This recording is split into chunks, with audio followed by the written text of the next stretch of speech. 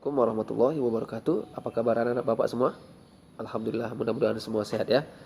Nah, hari ini kita akan membahas tentang hijrah ke Habasyah tahap 2. Nah, setelah sahabat balik ke Mekah, ternyata kekejaman kaum kafir Quraisy semakin menjadi-jadi.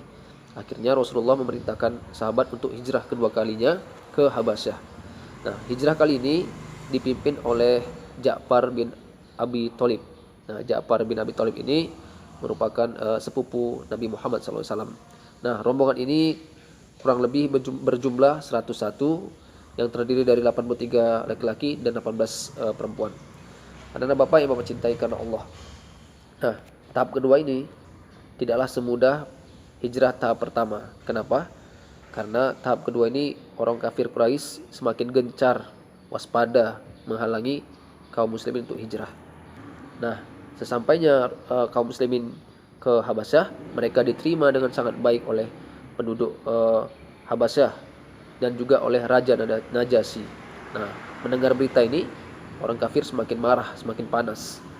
Mereka takut kaum muslimin semakin kuat karena mendapat perlindungan dari Raja Najasyi. Hingga akhirnya kaum kafir Quraisy itu mengutus orangnya untuk menghadap Raja Najasyi. Untuk apa? Untuk menghasut Raja Najasyi dan juga menyogok Raja Najasyi dengan berbagai macam hadiah. Namun Raja Najasyi tidak tergiur. Dia tidak mau mengusir kaum muslimin dengan tanpa alasan yang jelas. Hingga akhirnya kaum muslimin pun dipanggil ke hadapan raja untuk ditanya tentang beberapa hal, termasuk tentang agama yang mereka bawa, yaitu agama Islam. Nah, saat itu Ja'far bin Abu Thalib menjadi juru bicara, menceritakan tentang agama Islam ini. Dia menjelaskan bagaimana buruknya dulu perilaku orang-orang Arab jahiliyah sebelum datangnya Islam. Maka setelah Islam datang, ya, Rasulullah membawa ajaran yang benar, mereka merasa senang dan bahagia karena bisa meninggalkan kebiasaan-kebiasaan buruk yang pernah mereka lakukan di masa lalu. Nah, singkat cerita, Raja Najasyi sangat penuh dengan perhatian mendengarkan penjelasan Ja'far. Sepertinya Raja Najasyi sangat kagum ya, sehingga beliau juga meminta Ja'far untuk membacakan tentang ayat-ayat mengenai ajaran yang dibawa oleh Ja'far, yaitu Islam. Nah, maka Ja'far pun membacakan salah satu surah dalam Al-Quran, yaitu surah Maryam. Nah, mendengar isi surah itu, Raja Najasyi kaget karena isi Al-Quran membenarkan membenarkan kitab Injil. Nah, kita ketahui bahwa Raja Najasyi ini dan pengikutnya merupakan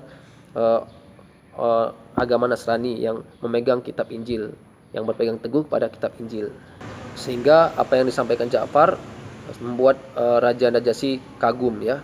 Akhirnya utusan kaum kafir Quraisy tadi disuruh meninggalkan istana ya. Jadi kaum muslimin langsung bersyukur. Ya, anak-anak Bapak yang mencintai Allah, namun orang-orang kafir tidak berhenti. Keesokan harinya mereka menjumpai raja lagi.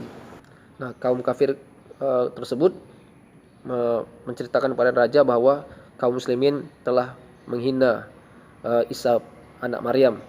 Ya, bagi orang-orang Nasrani Isa itu Tuhan.